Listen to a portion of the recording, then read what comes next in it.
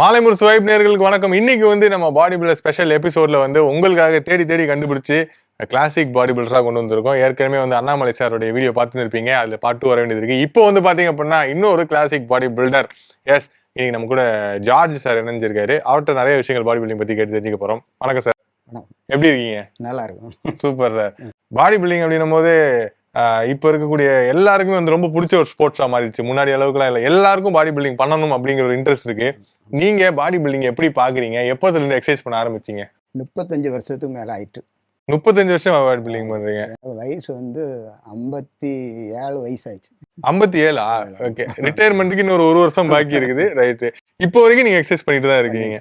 ஸ்டார்டிங்ல சார் அந்த டைம்ல நீங்க வந்து பண்ணும்போது இந்த மாதிரி மாடர்ன் எக்யூப்மெண்ட்ஸ் எல்லாம் இல்ல, எதுவுமே பெருசா இல்ல, எந்த மாதிரி ஒர்க் அவுட் ஆரம்பிச்சீங்க எக்ஸசைஸ்? அப்ப இருக்கிற அந்த கல்ச்சரை பத்தி கொஞ்சம் சொல்லுங்களேன். அப்போ உள்ள கல்ச்சர் என்னன்னா, நான் வந்து வயலுக்கு அறுக்கிறதெல்லாம் போவேன், கேள்விப்பட்டிருப்பீங்களா? நெல்ல இருக்கிறதுக்கா? நெல்ல இருக்கு. அப்போ போயிட்டு வந்து அப்புறம் வந்து பார் வந்து விளையாடுவேன். 6 மணிக்கு வந்து 6 மணிக்கோ 7 மணிக்கு வந்தாலும் அது ஒரு ஆர்வ கோளாறுல மாரி விளையாட போவேன். விளையாடிட்டு அப்புறம் அடுத்த நாள் விடிய காலம் 2 மணிக்கு எழுப்பி கூட்டு போவாங்க. 2 மணிக்கு விடிய காலம் 2 மணிக்கு எழுப்பி கூட்டு போவாங்க. எங்க கூட்டு போவாங்க? அறுக்க கூட்டு போவாங்க. அங்க போய் ஒரு 11 மணி நேரம் அறுக்கணும். அந்த கதிரை அறுத்த பிறகு 2வது சுமக்கணும். அப்போ செருப்பு வேற கிடைக்காது. என்ன சூட்டுக்கு வந்து செருப்பு வேற கிடையாது. நம்ம இதெல்லாம் போடுறோம் கிடையாது. அப்போ அங்கெல்லாம் போயிட்டு வந்து இப்படி பண்ண அப்புறம் போரிங் வேலைக்கும் கை போற சொல்லுவாங்கல்ல. என்ன எப்படி அந்த ட்ரில் போடுவாங்க? தரையில போடுவாங்கல்ல. அடேங்கப்பா, அதை பார்க்கும்போதே பயங்கரமா இருக்குமே. அது அது இப்போ வேலைக்கு போயிட்டு வந்து வர பார்ல போய் விளையாடி இருக்கேன். அப்புறம் வந்து இப்போ ரீசனா என்ன பண்ணிட்டு இருக்கேன்னா, காலையில் விடிய காலம் 4 மணிக்கு முழிப்பேன். அப்பா 5:30 மணி ஸ்டார்ட் பண்ணோம்னா 1.5 மணி நேரம் walking, jogging, triple jump, long jump, வடம் ஏறுதல். இதெல்லாம் வடம் ஏறுதல்லாம் ஒரு 10 நாளைக்கு ஒருக்கா வைப்பேன். ட்ரிபிள் ஜம்ப் வந்து அதுவும் ஒரு 10 நாளைக்கு போகிற வைப்பேன்.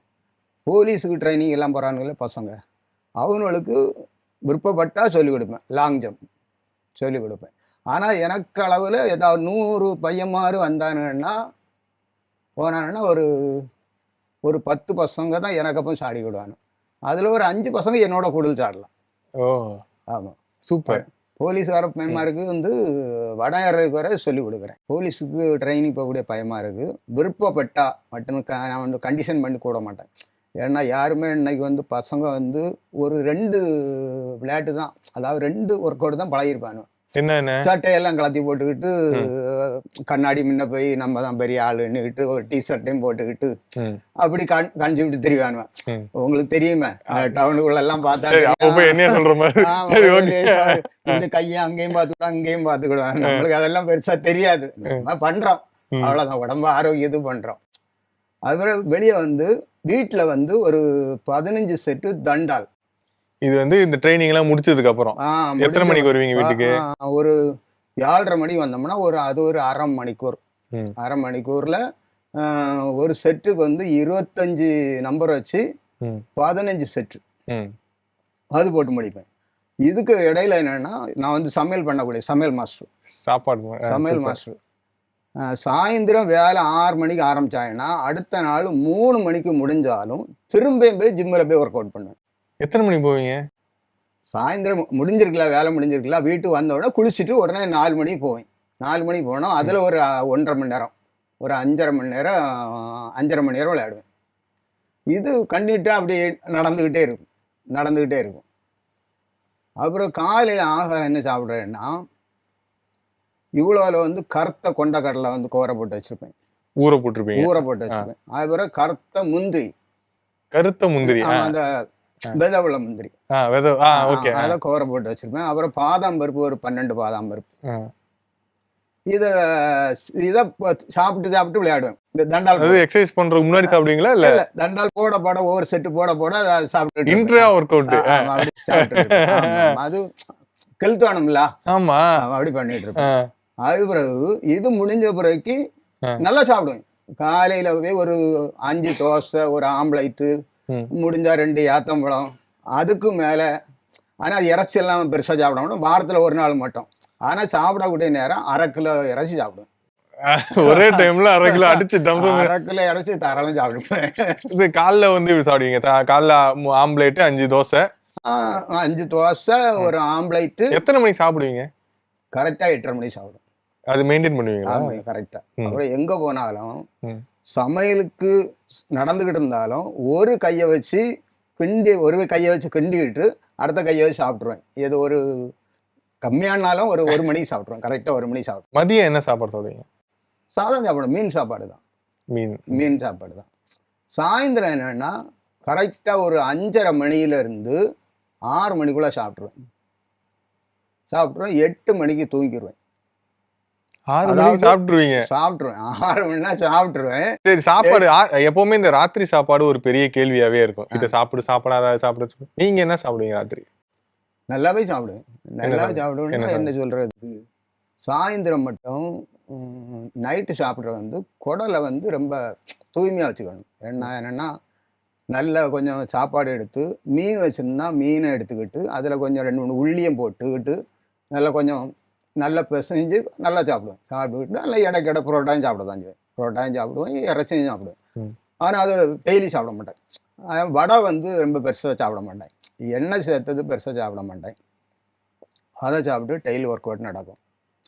அது மாதிரி சொன்னோம்ல, போரிங் வேலைக்கு போய்கிட்டும் இந்த ஜிம்முக்கு ஒரு பாரில் போய் விளையாடுவேன். அதுக்கப்புறம் வந்து ஒவ்வொரு படங்களை பார்த்தோம்னா, வாரணம் ஆயிரம்லாம் இருக்குல்ல, அந்த படத்தெல்லாம் பார்த்தோம்னா அதே ஒர்க் அவுட்டை ஜிம்மில் போய் பண்ணுவேன். அவங்க எப்படி பண்ணிருக்காங்க அப்படின்னு பாக்க, தலையில தொங்கிட்டு ஆப்ஸ் பண்றது. ஆமா, கமலஹாசன் சார் நடிச்சார்ல, இது காக்கி சட்டை படம் நடிச்சதுல தான் அந்த ஒத்த கை தண்டால். அது அவருக்கு மாடல் தான், அந்த சாருடைய மாடல் தான். அது பிறகு சூரிய அம்சம் படத்துல சரத்குமார் சார் போட்டது, எது பின்னாடி ஆளை வச்சு தூக்கி வச்சு பண்றது. இது வந்து அப்புறம் சொந்தமா சில ஒர்க் அவுட்டுகள்லாம் நம்ம மாடலை மாத்தினா நல்லா இருக்குன்னு நம்மளுக்குள்ள ஒரு சில ஒர்க் அவுட்டு, வித்தியாசமான ஒர்க் அவுட்டுகள் அப்படி நம்ம மைண்டுக்கு ஏற்ற இதுகளை ஒர்க் அவுட்டை தேர்ந்தெடுத்துக்கிறது. அது பிறகு சிலம்பம் கொஞ்சம் கற்றுருக்கேன். நெஞ்சாக்கு சுற்றிருக்கேன். இப்போ சங்கீதம் வேற கற்றுக்க போகிறேன். கற்றுக்கிட்டு தான் இருக்கேன். சரி, இப்போ அந்த டயத்தில் வந்து பார்த்தீங்கன்னா, இந்த இப்போ இருக்கக்கூடிய ஒரு ஜிம்முக்கும் ஒரு மாஸ்டர் இருக்காங்க, ஒரு ட்ரெயினர் இருக்காங்க, ஸ்பெஷல் ட்ரெயினர் இருக்காங்க, இந்த மாதிரிலாம் இருக்காங்க. அந்த டைமில் உங்களுக்கு மாஸ்டர்லாம் யார் எப்படி இருப்பாங்க? அதெல்லாம் நீங்கள் எப்படி பார்ப்பீங்க? யார் இருப்பா அந்த டைம் சொல்லிக் கொடுக்குறது? சொல்லிக் கொடுப்பாங்க. ஆனால் வந்து எல்லாருக்குமே ஜிம் வச்சுருக்கவங்களுக்கு எல்லாருக்குமே தெரியும்னு சொல்ல முடியாது. அதுக்குன்னு தனியாக மாஸ்டர் வச்சுருப்பாங்க. ஒருத்தருக்கும் அந்த நாலேஜ் இருக்குன்னு தெரியாது. அதாவது என்னென்னா, ஔவையார் சொன்ன மாதிரி கற்றது வந்து கைமண் அளவு தான், கல்லாதது வந்து உலக அளவு. அவங்க கொஞ்சோல் கற்றுருப்பாங்க. ஏன் நானுமே கொஞ்சம் தான் கற்றுருக்கேன். என்னது 1 கோடி விஷயம் இருக்கும்னா ஏதோ நான் கொஞ்சம் கற்றுருக்கேன், அவ்வளோதான். ஆனால் நம்ம என்ன சொல்லுது, நம்ம வந்து ப்ராக்டிஸ் பண்ணிக்கிட்டே இருக்கணும். ப்ராக்டிஸ் பண்ண என்ன கிடைக்கும், நம்மளுக்கு கொஞ்சம் அதில் கொஞ்சம் ஸ்பீடு கிடைக்கும். முதல்ல ஒரு 2 கிலோமீட்டர் போகணும், அதை 3 ஆக்கணும், அப்புறம் 5 கிலோமீட்டர் ஆக்கணும், அதை 7 ஆக்கணும். வயர் உள்ளவங்களுக்கு ஸ்பீடு பண்ணக்கூடாது. வயர்னா இப்போ அதிகம் குண்டா இருக்கும், நல்லா குண்டா இருக்காங்கல்ல, அவங்க வந்து ஸ்பீடு பண்ணக்கூடாது. அது ஆத்தலா போகணும். ஆத்தலா போய்கிட்டு பிடிச்ச உடனே உங்களுக்கு கால் வலிக்கும். கால் வலிச்ச உடனே பின்னும் ஸ்லோ பண்ணும். அதுக்கப்புறம் பின்னும் கொஞ்சம் ஸ்பீடு பண்ணணும்.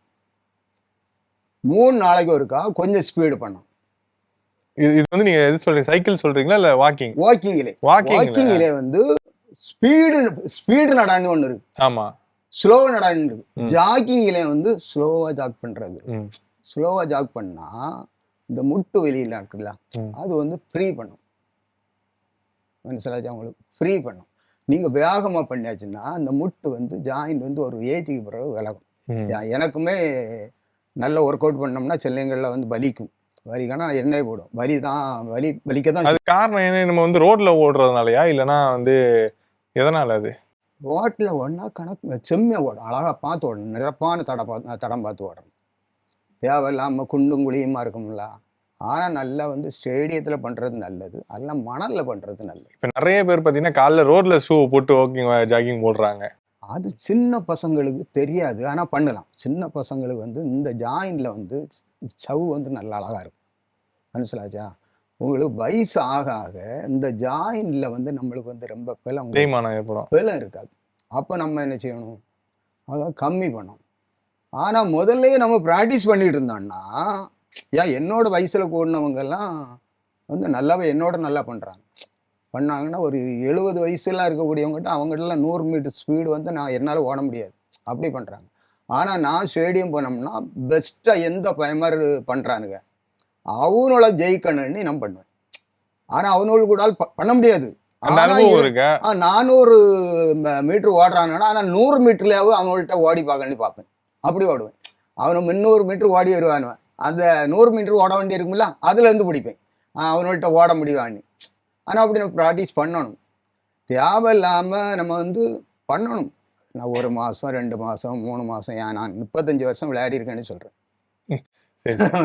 இந்த 35 வருஷத்துல அதாவது பார்த்தீங்கன்னா, இப்ப நெறைய பேர் வந்து வெயிட் மட்டுமே லிஃப்ட் பண்ணுவாங்க. இல்லன்னா வந்து ஜிம் ஆக்டிவிட்டீஸ் மட்டுமே இருக்கும். நீங்க சொன்ன அந்த ஓடுற விஷயங்கள் அவங்க விருப்பப்படுறது கிடையாது. ம். ஸோ அந்த ஓடுற விஷயம் வந்து எந்த அளவுக்கு முக்கியம்? நீங்க என்னதான் எக்சர்சைஸ் ஜிம் பண்ணாலும் ஓடுற விஷயம் ஏன் முக்கியம்? அத விட்டுட்டு வெயிட் ஒர்க் அவுட் பண்றதுல வந்து நல்லதுன்னு நினைக்கிறீங்களா? இல்ல அது வந்து வேலைக்கு வேஸ்ட்ன்னு நினைக்கிறீங்களா? எல்லாமே ஒவ்வொரு விதமா பிடிக்கும். ஏன்னா ஜிம்மில் ஒர்க் அவுட் பண்ணுறது ஆர்ம்ஸுக்குன்னு தனி இருக்கு, ட்ரைஸுக்குன்னு தனி இருக்கு, அப்டமனுக்குன்னு தனியாக இருக்கு, விங்ஸுக்குன்னு தனியாக இருக்கு. மனசிலாச்சா? ஆனால் வாக்கிங்கில் வந்து நம்மளுக்கு கிடைக்கக்கூடியது எல்லா இடமும் இதாகும், உடம்புல எல்லா இடம். ஆனால் அந்த ஸ்பீடு இருக்குல்ல, ஸ்பீடு அடிக்கும்போது தான் நம்மளுக்கு உடம்புல உள்ள எனர்ஜி தெரியும். அப்போந்தான் இந்த உடம்புல ஃபேட் எல்லாம் கம்மியாகும். வயர்லாம் இருக்குல்ல, ஆனால் நம்ம வயர் உள்ளவங்க நம்ம உடனே ட்ரை பண்ணக்கூடாது. ஆனால் அது 2 மாதம், 3 மாதம், 6 மாதம், 2 வருஷம், 3 வருஷம் வரை ட்ரை பண்ணிட்டு 2வது ஸ்பீடு பண்ணி பார்க்கலாம். முதல்ல 50 மீட்டர் ஓடி பார்க்கணும். அதெல்லாம் 25 மீட்டர் ஓடி பார்த்து 50 மீட்டர் ஓடணும். அதுக்கப்புறம் 100 மீட்டர் ஓடணும். பொதுவா ஒரு வெயிட்ட குறைக்கணும்னு வச்சுக்கோங்களேன். அந்த கால இப்ப இருக்கிறத விட்டுருங்க. நீங்க இருந்த டயத்துல இருந்து ஒரு 80கள்ல வெயிட் குறைக்கணும், அதிகமா இருக்க வெயிட்ட உடல் எடையை குறைக்கணும்னா என்ன எக்சர்சைஸ் பண்ணுவாங்க? என்ன பண்ணணும்? அப்ப இருந்த அந்த ட்ரிக்ஸ் என்ன? எப்படி குறைப்பாங்க? அது என்னன்னா, நம்ம நல்ல வேலை செய்தாலே போதும். நம்ம இவ்வளோ சாப்பிட்றோன்னு வைங்க, அந்த சாப்பாட்டுக்கு வந்து நம்ம வேலை செய்யணும்.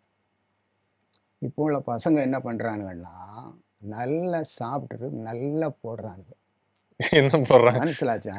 தண்ணி போடுறாங்க. தண்ணி போட்டுக்கிட்டு அது முகம் 5-6 நாளைக்கு பளபளன்னு இருக்கும். பீர் அந்த மாதிரி குடிக்கிறது. அதுவரை தான் கொல்ல ஆரம்பிக்கும். அதுக்கடையில் இவனை வந்து வசைப்படுத்திடும். அந்த தண்ணி வசைப்படுத்திடுவோம். அதுலேருந்து விடுபட மாட்டான்.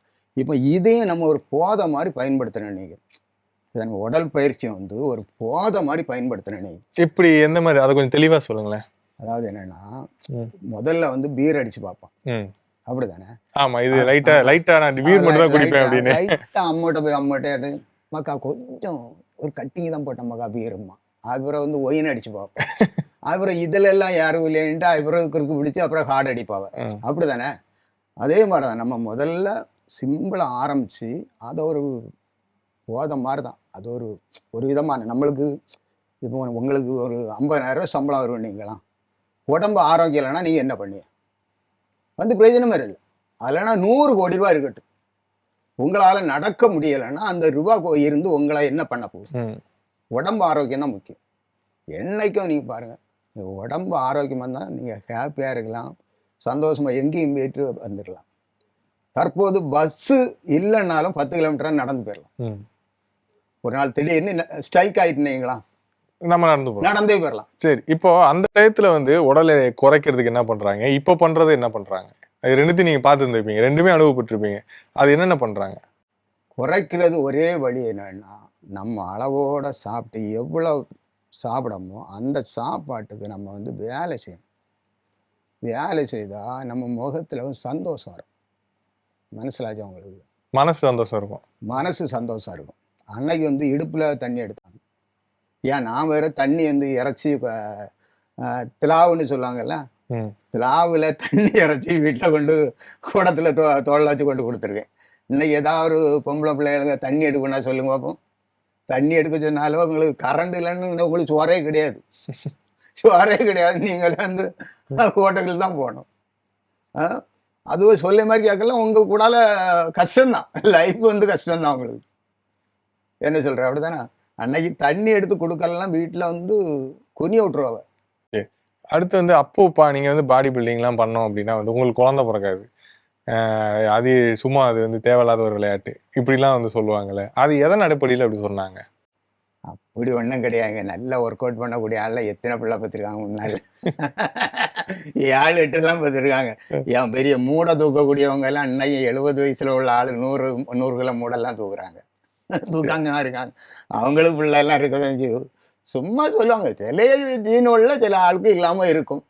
முறை தவறா முறை விளையாட்டு முறை தெரியாம சிலவங்க ஏதாவது ஹார்டா பண்ணுவாங்கல்ல. ஊசி போடுவாங்க. சரி. ஊசி போடுவாங்க. பவுடர் எடுப்பாங்க. அதெல்லாம் நீங்க இருந்த காலத்துல இருந்ததா? அப்பவும் கிடையாது. கிடையாது. எதுவும் கிடையாது. ஆமா. கிடைக்கவும் கிடைக்காது. கிடைக்கவும் கிடையாது. அப்ப ஏன்? அப்ப எப்படிதான் ஸ்டேஜ் ஏறுவாங்க? மரச்சீனி கிழங்கு வேற கிடையாது நாங்க இருக்கும்போது. மரச்சீனி கிழங்கு தான். மரச்சீனி கிழங்கு. பரங்கா தான் உண்டு. நீங்க பரங்காய்ச்சின்னு விளையாடின நாளே உண்டு. அப்ப அதான் உண்மையிலேயே வந்து அப்ப சொல்றது நேச்சுரல் தானே. அப்ப இருந்ததெல்லாம் நேச்சுரல் தான். வேற வழி இல்ல. வேற வழி கிடையாது. ம். சோள சோறு.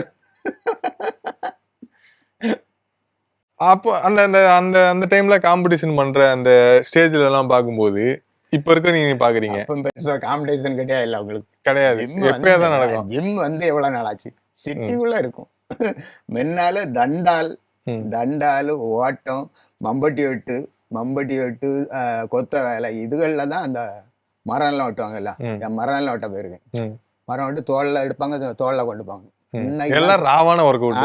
இன்னைக்குதான் கிரெயின் எல்லாம் வந்திருக்கு உங்களுக்கு. மனசிலாச்சு அவங்களுக்கு. சரி. நீங்க இப்போ 6 பேக்ஸ பார்த்தோம். பார்த்தேன். பார்த்தேன். பார்க்கும்போது இப்ப எனக்கு என்ன தோணுதா, இப்ப 6 பேக்ஸ்ங்கிறதுக்கே வந்து ஒரு பெரிய ஒரு கோர்ஸ் இருக்கு. அதுக்கப்புறம் அதுக்கு சில வழிமுறைகள் பண்றதுக்கு இருக்கு.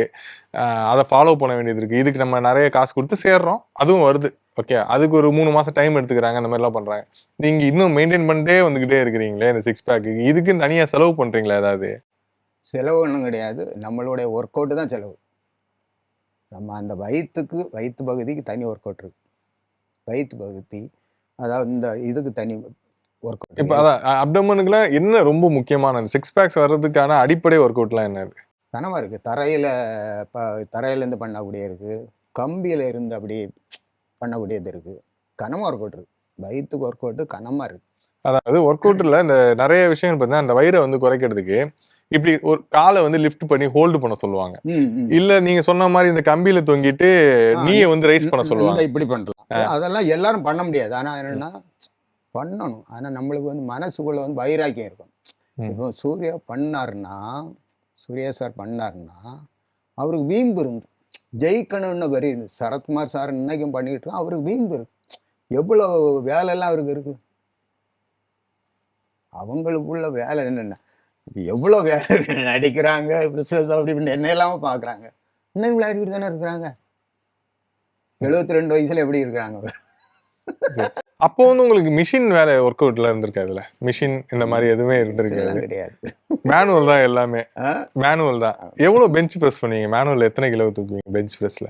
நான் ஒரு 15 வருஷத்துக்கு 115 கிலோ பண்ணிருக்கேன். 15 வருஷத்துக்கு முன்னாடி. ஆமா. 15 வருஷத்துக்கு முன்னாடி 115 கிலோனா இந்த பக்கம் இந்த பக்கம் சேர்த்து 2 பக்கம் சேர்த்தா? இப்போ 115 நார்மல் பார்ல பண்ணிருக்கீங்க.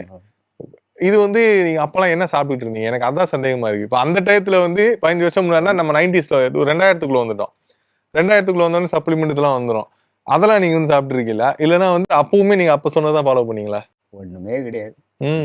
சாதா உள்ள சாப்பாடு தான். முட்டை வேற தர மாட்டாங்க வீட்டுல. முட்டை வேற தர மாட்டாங்க.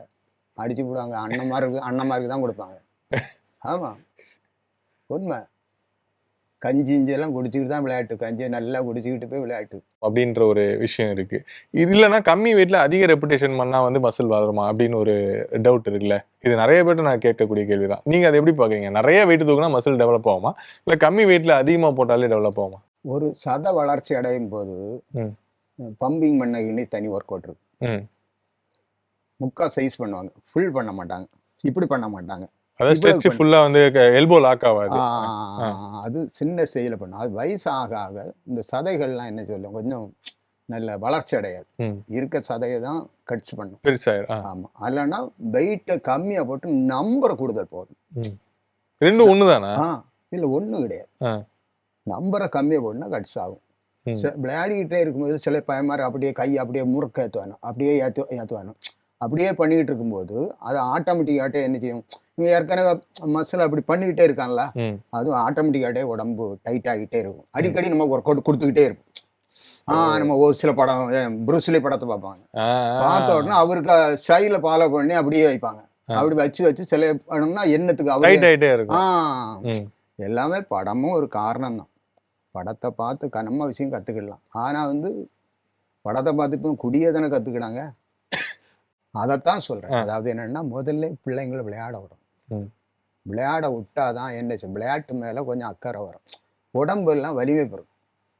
மனசிலாச்சு அவங்களுக்கு பொத்தி பொத்தி பொத்தி பொத்தி வளர்த்தோம்னா அவங்களுக்கு முன்னால டகார்னி கீழே விழுந்தாலுமே வந்து நம்மளை வந்து காப்பாத்திக்கிறது. அடிக்கத்தான் செய்வாங்க. ம். அடிக்க என்னத்துக்கெல்லாம் அதில் விழுந்தான்னு. இன்னைக்கு வந்து உடனே மருந்து பார்ப்பாங்க. மனசுல அன்னைக்கு வந்து மருந்து பார்க்க மாட்டாங்க. இன்னைக்கு உடனே மருந்து பார்ப்பாங்க, வெளியே விடவே மாட்டாங்க. காலம் வேற கெட்டு போச்சு, அது வேற விஷயம் உங்களுக்கு. இப்ப நீங்க ட்ரெயின் பண்ற உங்ககிட்ட வர்ற பசங்கள நீங்க எப்படி ட்ரெயின் பண்ணுவீங்க? என்ன சொல்லிக் குடுப்பீங்க அவங்களுக்கு? பசங்களை பார்த்தாலே தெரியும். வந்து நடக்க வராருங்கல்ல, ம். நடக்க வந்தாலே தெரியும். ம். அப்ப இந்த பசங்களுக்கு கொஞ்சம் ஒர்க் அவுட்டை சொல்லி கொடுக்கலாம். ம். சில பசங்களுக்கு எல்லாம் முதல்ல எல்லாம் வரவே செய்யாது. எப்படி கண்டுபிடிப்பீங்க? காலை வச்சு நடக்கும்போதே கண்டுபிடிச்சிடலாம். கால வச்சு நடக்கிறது வச்சா? இல்ல ஆ. கண்டுபிடிச்சிடலாம். நம்ம நடப்போம்ல, நடக்கத்துல அவன் நடந்து வரச்சிலே தெரியும். சில பையன் மாதிரி கொஞ்சம் நடந்தாலே மூச்சு நல்லா இழுக்கும். ஆ. அப்போ அவனுங்களுக்கு நம்ம தேவையில்லாம ஏதாவது சொன்னோம்னா வந்து அவங்கள வேற விதமா ஏதாவது ஆக்கிரும். ம். நம்ம அதை கணக்கு பண்ணி தான் சொல்லணும். ஆனா அவனு வரணும். ஆனா வரமாட்டான்ல, எல்லாம் 3 மாசம் 2 மாசத்துல வரணும்ல சொல்லணும். இப்போ வந்து அதாவது என்னன்னா பிசிக்கல் சம்பந்தமாட்டே நம்ம வந்து உடம்பு கரெக்டா வைக்கணும்னா படிப்பு மட்டும் போதாது, கஷ்டப்பட்டா மட்டும்தான் வரும். ஆண்டவன் உடம்ப தருவாரு. ஆனா அதை வந்து நம்ம வந்து பயன்படுத்தக்கூடிய முறையில தான் இருக்கு. நீங்க நடக்காம இருந்தாச்சுன்னா என்ன வரும், இப்படியே இருந்தாச்சுன்னா என்ன செய்யும், கால் வலிக்கும். கால் வலி வரும்ல. அதை வந்து 1 மணிக்கூர்ல நீங்க ஆபீஸ்ல வேலை பார்த்தீங்கன்னா ஒரு 5 நிமிஷமாவது லாந்தணும். ஒரு 5 நிமிஷம் 3 நிமிஷம் குறைஞ்சது ஒரு 2 மணி நேரம் தானே, குறைஞ்சது 5 நிமிஷமா லாந்தினா மட்டும்தான் அந்த சதை வந்து ஃப்ரீ ஆகும். மனசிலாச்சு அவங்களுக்கு. நீங்க அப்படியே இருந்துட்டீங்க, நீங்க இருந்தாச்சுன்னா என்னத்துக்கு அப்படியே இருப்பேன் சோம்பேறிப்பட்டுனா அது இந்த அங்க இங்க அந்த சதைகள் வந்து கட்டிக்கும். சரி. புரோட்டீன் புரோட்டீன்ங்கிறது ஒரு புரோட்டீன் எல்லாம் மசில் கிடையாது இல்லையா? ஸோ புரோட்டீன்ங்கிறது இப்போ நம்மளால சாப்பிட முடியல, அதனால சில சப்ளிமெண்ட்கள் சாப்பிட முடியும், அந்த மாதிரி சூழ்நிலை ஆகுது. இல்லை எதுல வந்து நல்ல நமக்கு தெரிஞ்சது முட்டை, அதிகமாக முட்டை, பால், இது வந்து நிறைய புரோட்டீனுக்காக நம்ம எடுத்துக்கிறதுக்கான சூழ்நிலை இருக்கு. எதுல வந்து புரோட்டீன் உண்மையிலே ரொம்ப ஜாஸ்தியா இருக்கு, இது மசில் பில்டிங்க்கு ரொம்ப நீ நினைக்கிறதெல்லாம் விட உதவும் அப்படின்னா என்ன, எதுல நல்லா புரோட்டீன் இருக்கு? அதாவது ஒரு வயசுக்கு பிறகு முட்டை எல்லாம் ரொம்ப சாப்பிடக்கூடாது. எந்த வயசு? 40 கழிஞ்சிட்டாலே ரொம்ப சாப்பிடாது. டெய்லி முழு முட்டையும் கூட இல்ல வெள்ளை முட்டையும் மட்டுமா? எதுவுமே ஒரு முட்டை சாப்பிடலாம். ஒரு முட்டை தான் ஒரு சாப்பிடணும். முட்டை சாப்பிடலாம். இறைச்சியும் சாப்பிடலாம். இறைச்சியும் சாப்பிடலாம்னா நல்ல ஒர்க் அவுட் நல்லா பண்ணணும். ஒர்க் அவுட் பண்ணணும்னு தேவையெல்லாம் பண்ணக்கூடாது. எத்தனை பேரை வந்து வெயிட் தூக்கிட்டு இருக்கிறதுல பண்ணியிருக்காங்க. என்னன்னா பிரீத் கரெக்டா இருக்கணும். எப்படி அந்த பிரீத் எப்படி தப்பு பண்றோம், எது பண்ணக்கூடாது? நம்ம ஒரு ஒர்க் அவுட் பண்ணிட்டு இருக்கும்போது மூச்சு ரொம்ப இழுக்கும், நீங்க அடக்குவோம், ரொம்ப தம் பிடிப்பாங்க சிலவங்க. உதாரணத்துக்கு டெட் லிஃப்ட் போடுறீங்களா, அது எல்லா இடமும் சேர்ந்து பிடிக்கும். பிடிக்கும்போது நம்ம தூக்கிட்டு ஒரு வச்ச உடனே அந்த அந்த கண்ணெல்லாம் அப்படியே ஒரு சுத்தினே மாதிரி நம்ம காம்படிஷன்ல கலந்தா நம்மளால ஒரு 100 கிலோ தான் போட முடியும். அவன் வந்து 110 கிலோ போட்டிருப்பான் நம்மளுக்கு கூட அளவுல. அப்போ அவனுக்கு கூட போடணுட்டு நம்ம போட்டிருப்போம். ஆனா ஒரு இது பண்ணோம். ஆனா பிராக்டிஸ் இருந்தா உடனே பிரீத்தி பண்ணணும். இவங்க அந்த தம்மடக்கத்திலே இருப்பாங்க. தம்மடக்கத்திலே அப்படி எந்த ஒர்க் அவுட்டுமே தம்மடக்க வேண்டிய தேவையே கிடையாது. இவன் கைக்கு நம்ம போடணும்னா கைக்கு மட்டும்தான். முகம் வந்து சாதாரண இருக்கும். மூஞ்சில அந்த ஃபோர்ஸ் காட்டக்கூடாது, காணிக்க கூடாது. உடம்பே ரொம்ப வந்து டைட் பண்ணக்கூடாது. அதிக புரோட்டீன் இருக்கு அந்த சாப்பாடு, அது என்ன சாப்பாடு? உங்களுக்கு சாதாரண நல்ல பேர்த்தம்பளமே சாப்பிட்டா போதும். பேரிச்சம்பழமா? பேர்த்தம்பளம் சாப்பிட்டா போதும். பேர்த்தம்பளமா இல்ல பேரிச்சம்பழமா? பேரிச்சம்பழம் ரெண்டும் ஒண்ணுதானா? ஓகே. அதுல அயன் தானே அதிகமா இருக்குன்னு, அதாவது இரும்பு சத்து தானே அதிகமா இருக்கணும். அது நல்ல தேன் வாங்கி டெய்லி அந்த தேனுக்குள்ள போட்டு 2 பேர்த்தம்பளம் சாப்பிட்டா போதும். தேன்ல பேரிச்சம்பழம். ஆமா சாப்பாடு எப்ப காலைல சாப்பிடணுமா இல்ல ராத்திரி சாப்பிடணுமா? 3 டைமே சாப்பிடலாம். 2 சாப்பிடணும். ம். அது ஜீரணிச்சா மட்டும்தான். பேரிச்சம்பழம் திங்க நல்லெண்ணிட்டு கனமா சாப்பிடக்கூடாது. சிலவங்க நல்லதுன்னு பாக்கெட் கணக்குல சாப்பிடுவாங்க. மோஷன் ரொம்ப இதாயிடும். ஆமா 2, ஒரு 6, 7 சாப்பிடலாம். அதே மாதிரி பாதாம் பருப்பும் அப்படிதான். எல்லாமே சாப்பிட்டுட்டு ஒர்க் அவுட் பண்ணணும். ம். அது மாதிரி இறைச்சியும் நல்லா சாப்பிடலாம். சாப்பிடறதுக்கு தக்கன ஒர்க் அவுட் பண்ணணும். நரம்புகள் ரொம்ப ஸ்ட்ராங் ஆகுறதுக்கு என்ன பண்ணணும்? ஏன்னா இப்போ வந்து பாடி பில்டிங் பண்றப்ப நரம்பு வீக் ஆகுறதுக்கான வாய்ப்புகள் இருக்கு. நரம்பு ஸ்ட்ராங் ஆக என்ன பண்ணணும்? நரம்புகள் ஸ்ட்ராங் பண்ணணும்னா நம்ம ஒரு ஏஜுக்கு பிறகு நம்ம ஹார்டா போட்டாலே பிடிக்கும். எங்க கிராம்ப் மாரி பிடிக்குமா? அதாவது என்ன வெயிட் கூடுதல் போட்டாலே கண்டிப்பா பிடிக்கும். ம். பிடிக்கும்னா நம்மளுக்கு ஒரு இப்போ தம்பிள்ஸ் ஒரு 10 கிலோ தம்பிள்ஸ் 20 கிலோ தம்பிள்ஸ் மாற்றி மாற்றி போடுறோம் நீங்களா, நம்ம ஒரு 8 நம்பர் போட்டாலே பிடிக்க ஆரம்பிக்கும். இவனுக்கு வீம்பில் அவன் போட்டுக்கிட்டு இருக்கான் இல்லையான்னுட்டு கூட கொஞ்சம் போடுவோம். ம். பக்கத்துல நம்ம எக்ஸ்ட்ரா போட்டா வளர தானே செய்யும். வளர சதையை பிடிச்சிவிடும். ம். சதையை பிடிச்சிவிடும். சதை பிடிச்சி இந்த ஜாயிண்ட் வலிகள்லாம் வந்துடும். ம். அப்போ நம்மளுக்கு எவ்வளோ ஹெல்த் இருக்கோ அதை கணக்கு பண்ணி போடணும். ஃபெயிலியர் செட் எப்படி எந்த அளவுக்கு நம்ம முடியுதோ அதை குறைச்சிக்கணும். நம்மளுக்கு எவ்வளோ எனர்ஜி இருக்கோ அதுக்கு தக்கன போடணும். போட்ட உடனே இப்போ ஹார்டாக வெயிட் போட்டாச்சுன்னா இப்போ ஒரு 25 கிலோ வெயிட் தம்பிள்ஸ் நம்ம ஒரு இது போடுறோன்னு வைங்களேன். போட்ட உடனே ஒரு 5 கிலோ போட்டு அதை அப்படி இன்னும் ஃப்ரீ பண்ணணும். ஓ. இப்போ 15 கிலோ ஒரு தம்பிள்ஸ் இப்படி போட்டிருக்கேன்னா உடனே ஒரு 5 கிலோ தம்பிள்ஸ் வச்சு அப்படி ரொம்ப 2 ஃப்ரீ பண்ணணும். அப்போ அந்த சதை வந்து கொஞ்சம் லகும். எல்லாம் முறிவு போயிருக்கும். ஃப்ளெக்சிபிலிட்டி கிடைக்கும். பொதுவே நம்ம ஒர்க் அவுட் பண்ணும்போது ஒரு சதையை வந்து பிடிச்சிருந்தாலே அதை ஃப்ரீ பண்ணதுக்கு ஃப்ரீ ஒர்க் அவுட் பண்ணும். அது எப்படி இருந்தாலும் நீங்க அதை வந்து இதே சொல்ல மாட்டீங்க. மாத்திரை சாப்பிடலாம். அளவு மீறின வலி இருந்தா கண்டிப்பா சாப்பிடலாம். தப்பு ஒன்றும் கிடையாது. ஒரு நேரம் சாப்பிடலாம். தசை வளர்றதுக்கு தசை வளர்றது ஒர்க் அவுட் தான். அவ்வளவுதான். ஆமா. சரி, ஓகே. அது அப்படி வந்து கேட்டாங்கன்னா என்ன சொல்லுவீங்கன்னு கேக்குறேன் உங்ககிட்ட. நம்ம போட்டதே கிடையாது. போட்டதே கிடையாது. அது எப்படி இருக்குன்னே தெரியாது. ஆனா சில ஜிம்முகள் எல்லாம் தெரியல. அது அவங்க விருப்பம். நீங்க அதை வந்து ஒத்துக்க மாட்டீங்க இப்போ. அப்படி ஒன்று தேவையும் கிடையாது. Super sir. ஓகே, ரொம்ப அருமையா வந்து உங்களுடைய அனுபவங்களை ஷேர் பண்ணிக்கிட்டீங்க. ரொம்ப நன்றி சார். தேங்க்யூ.